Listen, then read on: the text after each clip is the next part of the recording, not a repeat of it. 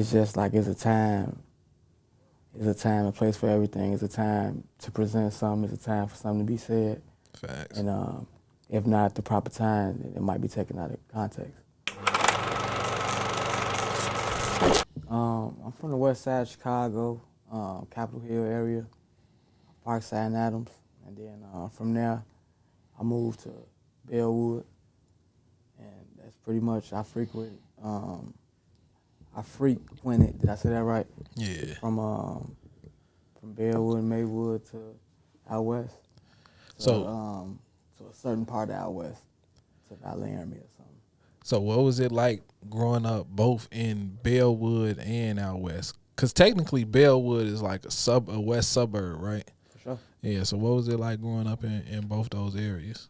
I don't know. It probably made me a little more cultured. Gave me a certain perspective on things, like just as a young man growing up. What was around me was a lot of people hustling, so I took to hustling. Out west at the time, it was set up a certain way, and it was a lot of block hustling going on. And just to me, I did it at the time, but as soon as I had enough money, you know what I'm saying, I moved a different way. And it was like certain things that I learned in the suburbs that's how they was already moving. Like, you know what I'm saying, they was already moving.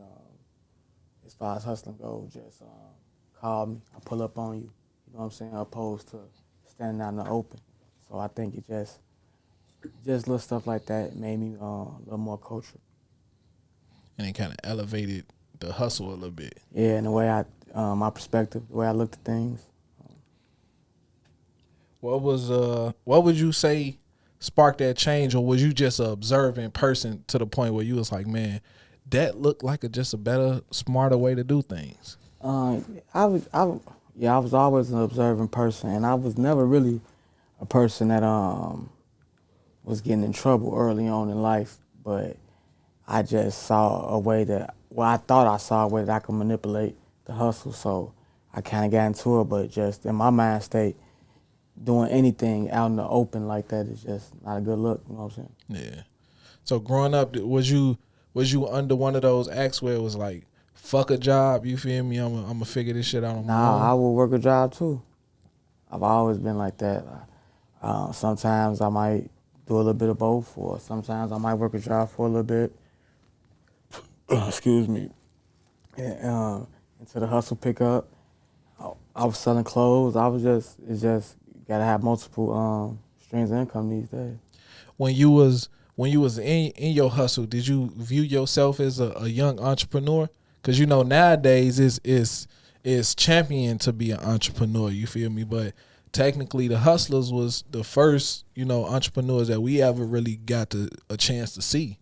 Yeah, I think I wish early on I would have looked at it from that perspective, just the whole entrepreneurial aspect, and just, you know what I'm saying, I think with hustling you should have goals, you know what I'm saying. Anytime you just loosely doing anything and don't have goals, you know what I'm saying, something bound to go wrong sooner or later. Yeah, that's a fact, and that's regardless of anything in life. And I appreciate you for saying that, because a lot of people be out here moving and they think they got motion, you know what I'm saying? But you moving at 100 miles an hour, but you don't really got no structure, no game plan. You don't even got a foresight to see what you trying to actually achieve, you feel me? So that was just real.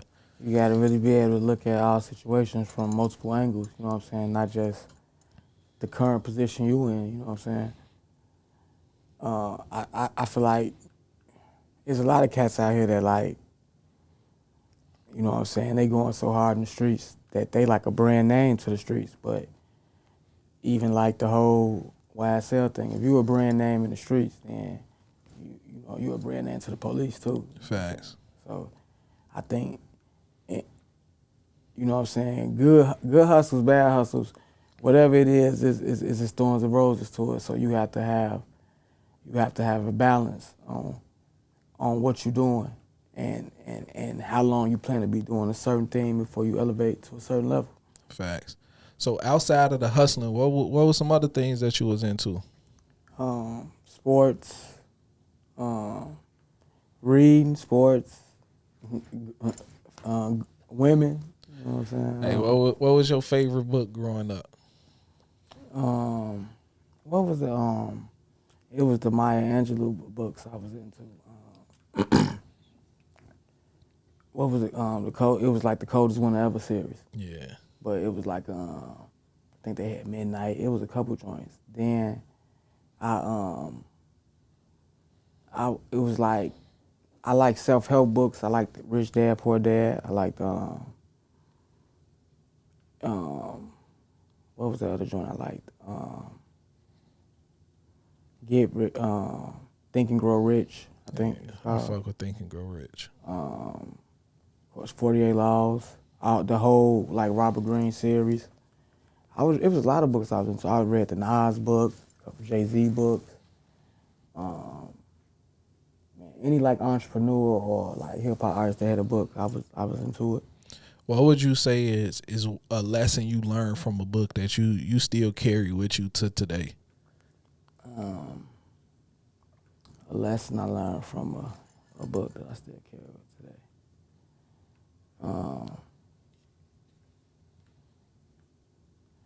That I read in the book one time that truth never flourishes out of season. And what about that stuck with you?